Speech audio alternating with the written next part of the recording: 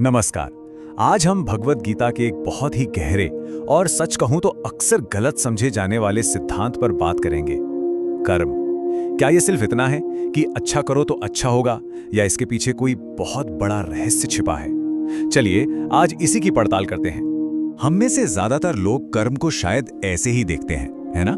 एक सीधी साधी अदला बदली, भाई अच्छे काम का अच्छा नतीजा, बुरे का बुरा।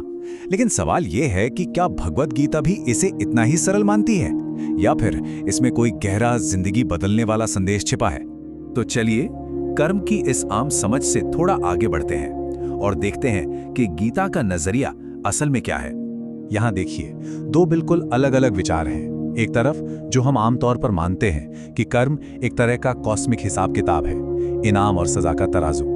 लेकिन गीता हमें इससे कहीं आगे ले जाती है। वो कहती है कि कर्म का असली मतलब उसके नतीजे में नहीं, बल्कि खुद एक्शन यानी कर्म की प्रकृति को समझने में है। तो गीता का जो सबसे बड़ा संदेश है वो यही है, भविष्य में क्या मिलेगा इसकी चिंता छोड़ो, ध्यान इस पर लगाओ कि अभी जो कर रहे हो उसकी नीयत क्या है, उसकी क्वालिटी क्या है।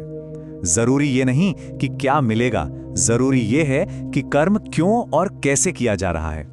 चलिए अब इस सिद्धांत को थोड़ा और गहराई से समझते हैं। देखिए, गीता के मुताबिक सारे कर्म एक जैसे नहीं होते, इन्हें तीन अलग अलग तरीके से बांटा गया है। तो गीता कर्म को तीन हिस्सों में बांटती है। पहला है कर्म, मतलब सही और अच्छा काम जो हमारे कर्तव्य से जुड़ा हो। दूसरा है अकर्म, मतलब कुछ ना करना, एकदम निष्क्रिय हो जाना।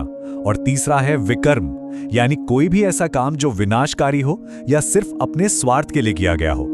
अब हम इन तीनों में से क्या चुनते हैं, वही हमारी जिंदगी की दिशा तय करता है। पर यह बात कितनी कमाल की है, गीता का रास्ता दुनिया से भाग जाने का नहीं है, बल्कि ये तो दुनिया में रहते हुए अपने कर्तव्यों को निभाते हुए सही तरीके से जीने का रास्ता है। असली ज्ञान कर्म से भागने में नहीं है, बल्कि सही कर्म करने में है। अब हम गीता के कर्म सिद्धांत के उस सबसे जरूरी हिस्से पर आते हैं जो हमारे काम करने के तरीके को हमेशा के लिए बदल सकता है। इसे कहते हैं निष्काम कर्म।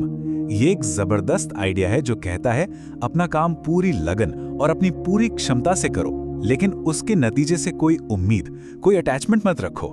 वही जो हम सुनते आए हैं, कर्म करो फल की चिंता मत करो। गीता का ये मशहूर श्लोक इस पूरी फिलॉसफी का निचोड़ है। ये हमें याद दिलाता है कि हमारा कंट्रोल सिर्फ हमारी कोशिशों पर है, नतीजों पर नहीं।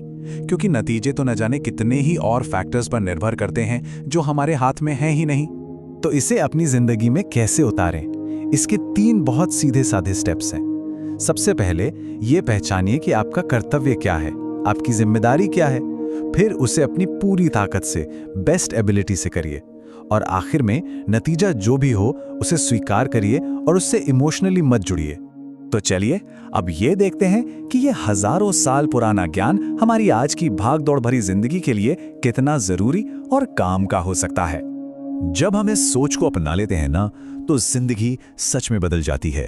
हम नतीजे की टेंशन से आजाद होकर सिर्फ अपनी कोशिश पर फोकस कर पाते हैं। हमारा हर काम किसी इनाम के लालच के लिए नहीं, बल्कि एक मकसद से भर जाता है।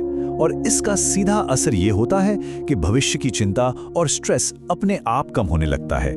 जरा सोचिए, अगर हमारा काम या हमारी पढ़ाई बोझ न लगे, बल्कि एक साधना, एक प्रैक्टिस बन जाए तो कैसा हो? निष्काम कर्म का अभ्यास ठीक यही करता है। ये हमारे रोज के कामों को भी एक तरह की शांति और गहराई दे देता है। और आखिर में ये सवाल, जब हम किसी बाहरी इनाम की उम्मीद छोड़ देते हैं और काम करने के प्रोसेस को ही अपना असली इनाम मान लेते हैं, तो हमारे अनुभव, हमारी आज़ादी और हमारी जिंदगी में असल में क्या बदलाव आता है, इस पर विचार जरूर कीजिएगा।